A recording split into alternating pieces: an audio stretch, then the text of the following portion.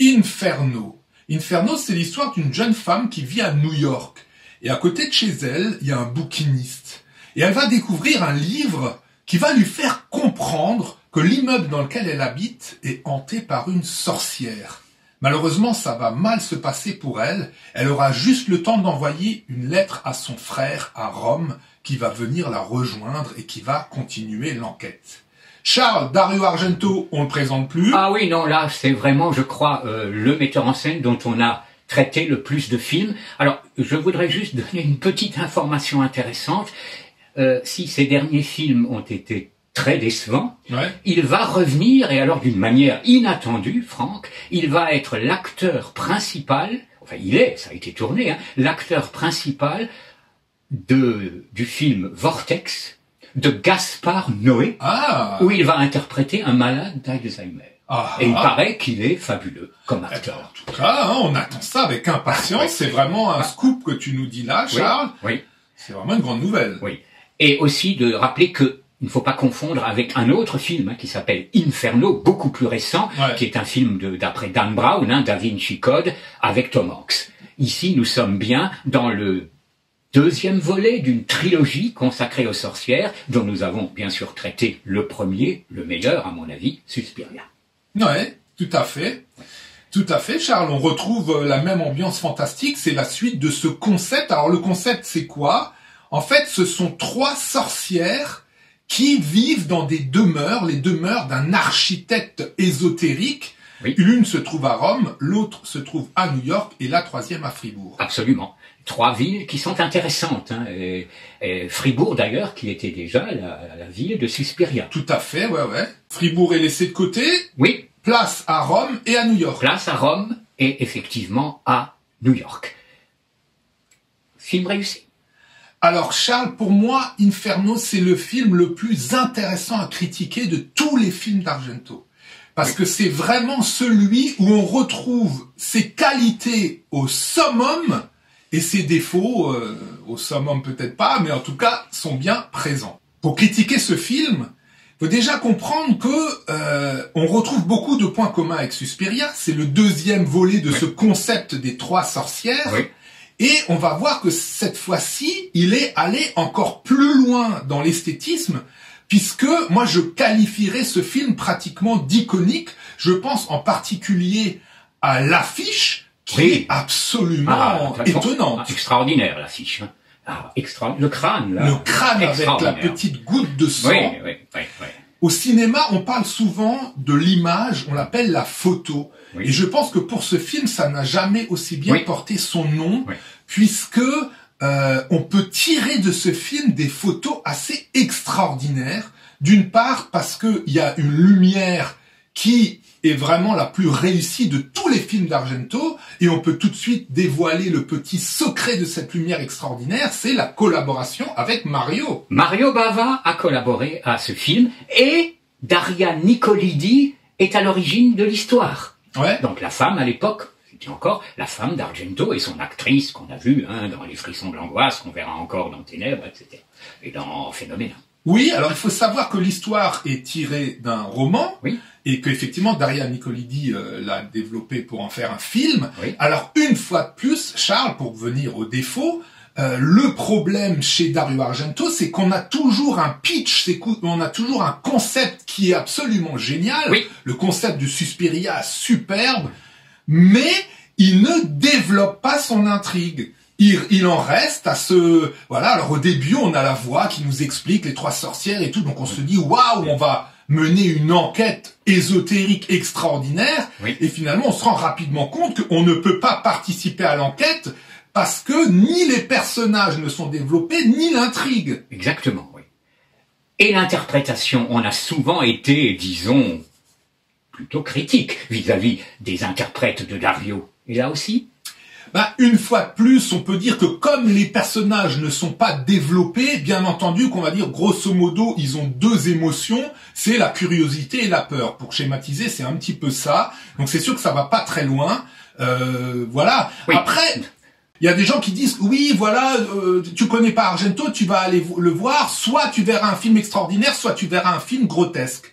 Eh bien, tout simplement, le travail d'Argento, c'est un travail extraordinaire et grotesque en même temps. La bande son, comme dans Suspiria, pour moi, c'est vraiment pas du tout à la hauteur de la claque visuelle qu'on prend absolument extraordinaire en voyant des images iconiques de ce film. Alors qu'en plus, il utilise le chœur de Nabucco, de Verdi. Va pensiero. Tout à fait, Charles. C'est-à-dire qu'à partir du moment, et ça on l'avait déjà remarqué dans Opéra, à partir du moment où on a une musique à la hauteur, on prend une deuxième claque. On a la claque de l'image soutenue, élevée par le son.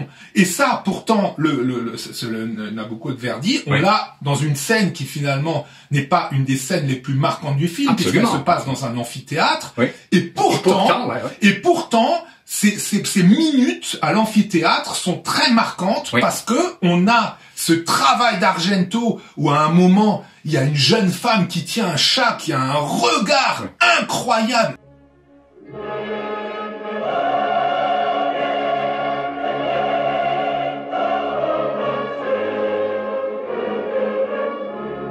Il y a un travail sur le souffle, il y a une porte qui s'ouvre, mais là, la musique de Verdi, c'est juste génial. Absolument. Mais ça, on aurait voulu ça pendant tout le film. Oui, absolument.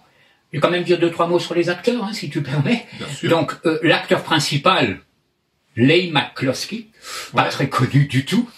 Alors, fourre-tout de la télévision, figurez-vous que jusqu'en 2014, il faisait partie du générique des Feux de l'amour. Il a joué dans Santa Barbara. Tous les chemins mènent tous les Feux de l'amour. La croisière s'amuse, etc. Ah ouais. Daria Nicolidi, il y a Alida Valli, qui est excellente, qui était déjà dans Suspiria, qui est une des grandes dames du cinéma italien, qui a une carrière internationale. Et celui que je trouve intéressant, c'est l'antiquaire. Ouais. C'est Sacha Pitoev.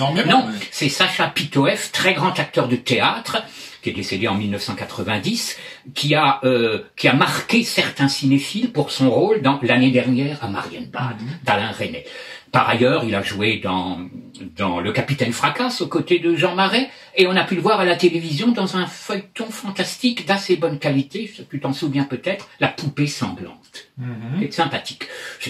Il est bon, mais finalement, il a une tête. Il a une tête. Voilà ce qu'on peut dire. L'actrice, c'est Irène Miracle. Elle fait pas vraiment de miracle. Non. Mais bon, là aussi, pas grand-chose à dire. Moi, j'ai encore une fois l'impression qu'il s'est désintéressé de la distribution. Encore une fois, le casting est bon, comme dans Suspiria. Le casting est bon. C'est pas la distribution, c'est le travail de rentrer en profondeur dans les personnages. Enfin, c'est ce que je voulais dire. Un désintérêt. Oui, exactement. Oui. Alors la musique, en dehors de ce passage très marquant du Nabucco de Verdi, ce magnifique chœur, est composée par Keith Emerson. Bon, pas bon, intéressant. Pas bon, oui, non, mais je m'attendais à ta réponse. Nul.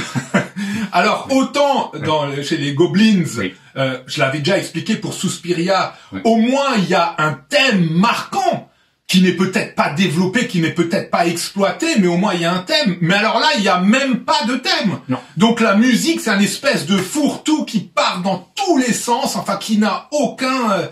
Donc là, Charles, on va vraiment encore une fois rentrer dans le début, dans le centre, dans l'épicentre du problème de la bande son chez Argento. C'est que moi, je pense à une scène.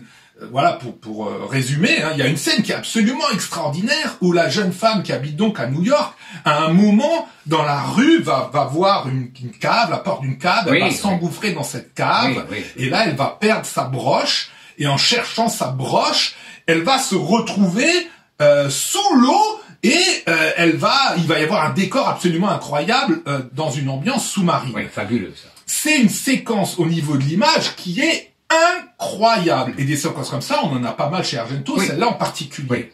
Mais alors, Charles, moi je dis qu'un travail aussi extraordinaire, s'il était soutenu par une bande son, s'il était soutenu par une musique qui nous permette d'anticiper un danger ou d'anticiper une nouvelle séquence qui est un début et une fin avec un thème, avec des variations, avec une bande son où il y a un travail sur les bruitages qui n'est pas grotesque, où il y a un doublage des acteurs qui n'est pas grotesque, on serait dans le summum du 7e art. La séquence des rats est intéressante aussi. Bien sûr, il y a plein de séquences. La séquence des rats, c'est une séquence déjà. Bon, c'est une lumière qui est artificielle, faut pas se le cacher, hein, comme dans Suspiria. On se dit c'est pas possible une lumière comme ça peut pas être naturel. Par contre, elle est tellement belle qu'il y a une espèce d'effet comme ça où on est un peu dans l'onirisme. C'est absolument magnifique. Et cette séquence avec les rats, qui a été tournée en Italie, et par surimpression derrière, il a rajouté les tours jumelles, je crois. Donc on se croit à New York. C'est très très bien fait. Il y avait pas encore les effets numériques. Non. Bava, à la fin du film, a fait un travail extraordinaire où il y a des effets, il met carrément le feu à un immeuble, il y a une sorcière qui se transforme en espèce de monstre. Sans les effets numériques, il arrive à faire un travail remarquable. Et moi, ça me gêne encore plus de voir le summum de l'image chez Argento et Bava et de voir une bande-son et une musique qui n'est pas du tout à la hauteur. Tout à fait d'accord. En tout cas, c'est l'enfer, ce film-là. Moi, je me souviens, et je terminerai là-dessus, l'avoir vu avec une amie à l'époque qui m'a dit en sortant, la fin du monde approche. Ah bon, à ce point-là? À ce point-là, okay, bon, elle a dû être marquée. Hein. Ouais. En tout cas, ça fait partie quand même des films d'Argento qui entrent dans son panthéon. Ah oui, oui, tout à fait. Tout à fait. Absolument. On y est. Ouais. Donc, Inferno, l'enfer, c'est les autres, disait Jean-Paul Sartre. Pas tout à fait tort. Hein. Non. À bientôt.